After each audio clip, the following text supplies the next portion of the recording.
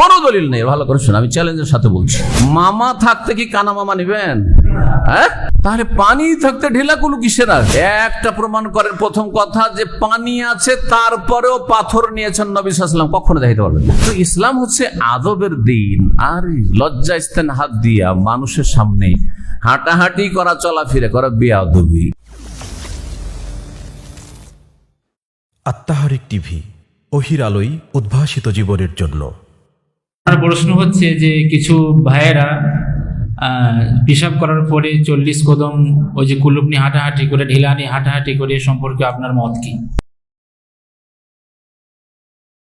বিসমিল্লাহির রহমানির রহিম, আলহামদুলিল্লাহ ওয়াসসালাতু ওয়াসসালামু আলা রাসূলিল্লাহ ওয়া আলা আলিহি ওয়া সাহবিহি আজমাইন। ওয়া বাদ। প্রশ্ন করেছেন ভাই যে বাংলাদেশের দোষটা হবেন তো বলে শুধু বাংলাদেশের বিরুদ্ধে, জানা আমার সম্পর্কে অনেকে বলে নাকি ও বাংলাদেশের বিরুদ্ধে। একসময় বলতো না, মানুষকে এটা বিভ্রান্ত করে।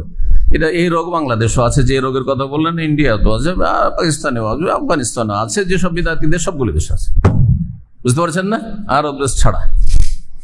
তো সেটা হচ্ছে যে পেশাব করার পরে ঢিলা কুলুক নিয়ে, আর ঢিলা কুলুক না থাকলে অথবা দুটো পয়সা ঘরে হলে টিস্যু নিয়ে, তাই না, পয়সা হয়েছে সেজন্য তো টিস্যু, এই টিস্যু নিয়ে আবার হাঁটাহাঁটি করা, লজ্জা স্থানে হাত দিয়ে বেয়াদবের মতো কি করা, হাঁটাহাঁটি করা, তাও আবার 40 কদম হাঁটতে হবে, না হলে জাহান্নামে যেতে হবে। এটাই তো বললেন না ভাই? হ্যাঁ, কাজটি কেমন লাগছে? ভালো লাগছে? আচ্ছা, কাজটি সুন্নত না বেদাত জানার আগে এটা আদবের কাজ না বেয়াদবি কাজ? আপনারাই তো বলছেন বেয়াদবি। ইসলাম কি বেয়াদবি শিখাতে এসছে? হ্যাঁ, ইসলাম কি শিখাতে এসছে? ইসলাম সবচেয়ে বড় আদব শিখাতে এসছে। রাসূলুল্লাহ বলছেন, আদাবানি রব্বি ফা আহসানা তাদিবি, আমার রব স্বয়ং আল্লাহ আমাকে, রাসূলুল্লাহ বলছেন নবী, আমাকে আল্লাহ আদব শিখিয়েছেন আর সুন্দর করে আদব শিখিয়েছেন। সুবহানাল্লাহ। আর সেই আদবগুলি রাসূলুল্লাহ সাহাবায়ে কেরামদেরকে শিখিয়েছেন, সাহাবায়ে কেরাম তাবেঈনদেরকে, আর তার পরম্পরা আমরা শিখেছি রাসূলুল্লাহ সাল্লাল্লাহু আলাইহি ওয়াসাল্লাম থেকে, তাই না? সুবহানাল্লাহ।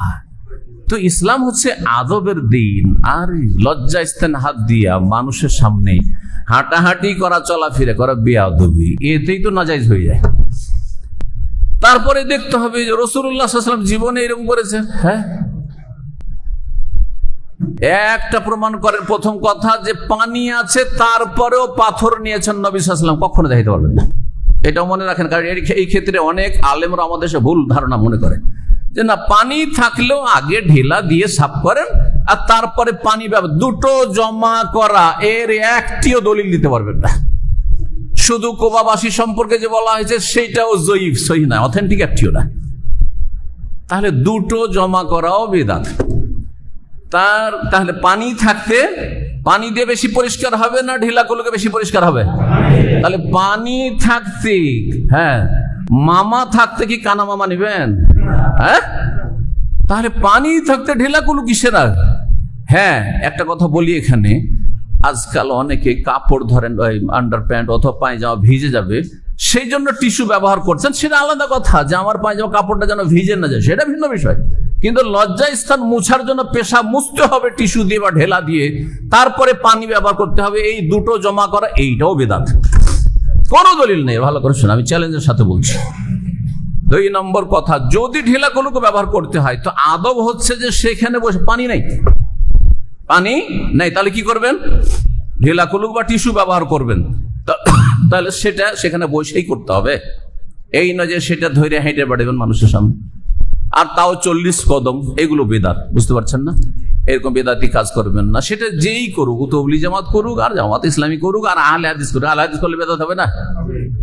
একজন আহলে হাদিস ওই 40 কদম হেঁটে বেড়াচ্ছে, তো বলবেন না যেহেতু আহলে হাদিস করছে সেজন্য জায়েজ নাকি? হ্যাঁ, একজন সৌদি করলে জায়েজ হয়ে যাবে নাকি?